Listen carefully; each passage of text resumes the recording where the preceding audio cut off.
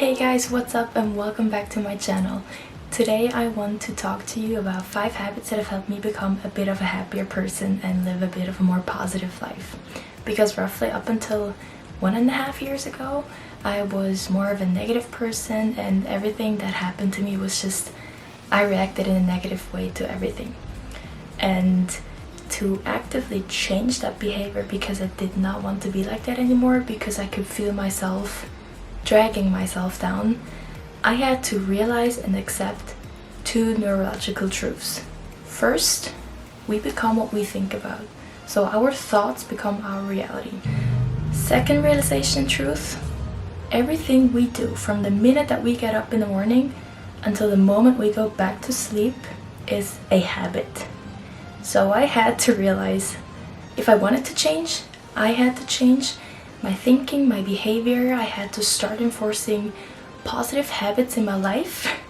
And ever since I actually accepted those 2 statements and actively did something to change my thinking and to change how I look at things and actually enforce those habits and start building those little habits into my daily life, my mindset has really shifted into being a bit more positive, and I look at life happier now than I did before, and I just wanted to share these 5 tips with you.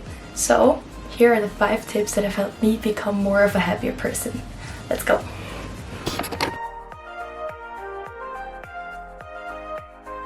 Okay, habit number 1 that really helps me be a bit more positive is keeping a memory jar.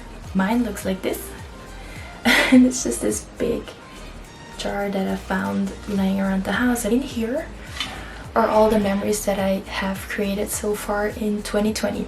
So essentially what I do every night, I sit down on a little post-it, I write down something positive that has happened today. I put the date on it and I fold it together and put this in the jar. I also put in here like cinema tickets and receipts and just everything that connects with a happy memory that I have created. And say if I'm down one day, I go into the jar, I pick something out, and it reminds me of that one happy memory that I have had. And it just reminds me that even the smallest things can make me so happy, and it just really makes me appreciate the little things in life and just how much love there is around me. Habit number 2 that really helps me be a bit more positive is having a creative outlet. And that means that if anything is bothering you, what I do, I just write it down. So I have like this little sketchbook that I once bought, and I just write everything down in here. It really helps me get rid of them in terms of letting it spill all out, because it's so unhealthy to keep everything inside of you and hold a grudge to it. So it has really helped me to just write everything down.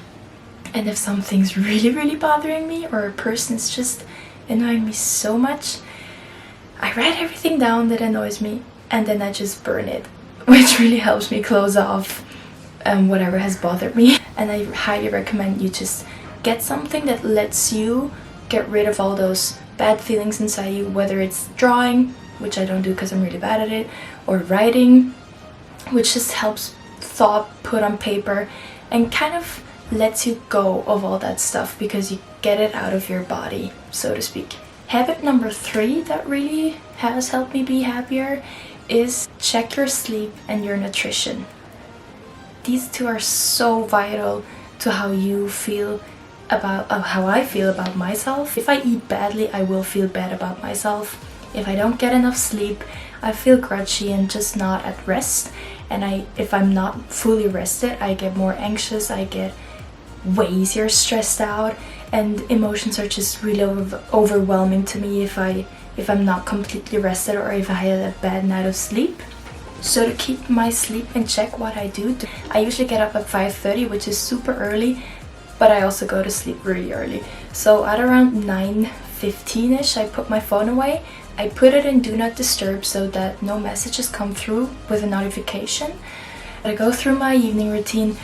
I read something to stay away from my phone, because I have realized that if putting my phone away roughly half an hour before I go to sleep just helps me get a more relaxed sleep. Then I usually go to sleep between 10 and 10:30 p.m. and try to make sure that I get between 7 and 7.5 hours of sleep. And I know sometimes it's not possible for everybody to like go to bed early or get up early, which I completely understand, but then try to make sure that those hours that you can get sleep, that you get a good quality of sleep. So I highly recommend put your phone away, put it in airplane mode or do not disturb. The radiation from your phone really throws off your brain waves, so I really try to avoid my phone before going to sleep. And with nutrition, which is so important as well, which plays a huge factor in how I feel about myself, I just try to make sure that I get all of the essentials in vitamins and minerals. I do supplement my nutrition, and I make sure that I get a lot of healthy proteins and fats in, and I eat at least 5 meals a day. So I have my breakfast, a snack, a lunch, a snack, and dinner, and sometimes something sweet for dessert.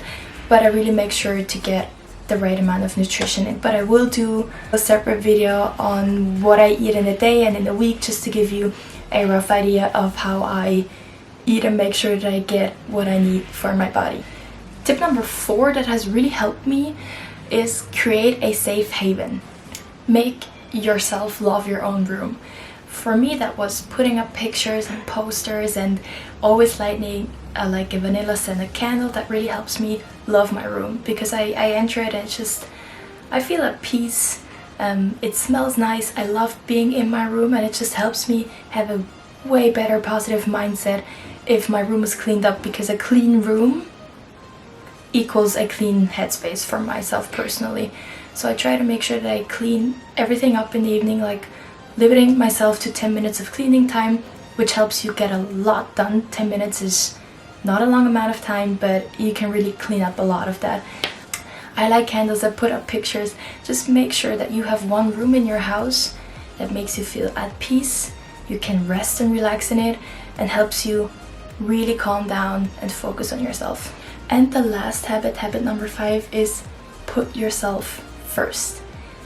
Take some me time, go outside, move your body, be gentle to yourself, and always listen to you, what feels right for you.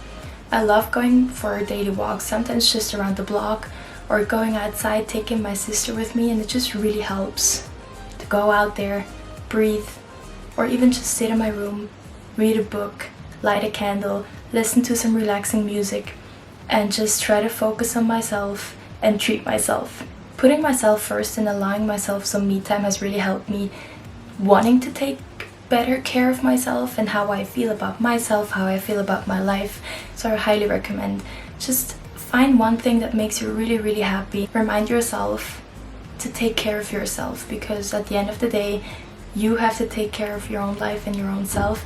And just for me, it's being outside and spending time with people that I love that just makes me so happy. If I'm happy, it just makes me want to take care of myself and be happier. So that's one thing that has really changed in wanting to be happier, wanting to change my mindset, and has just completely made a whole difference in how I look at life.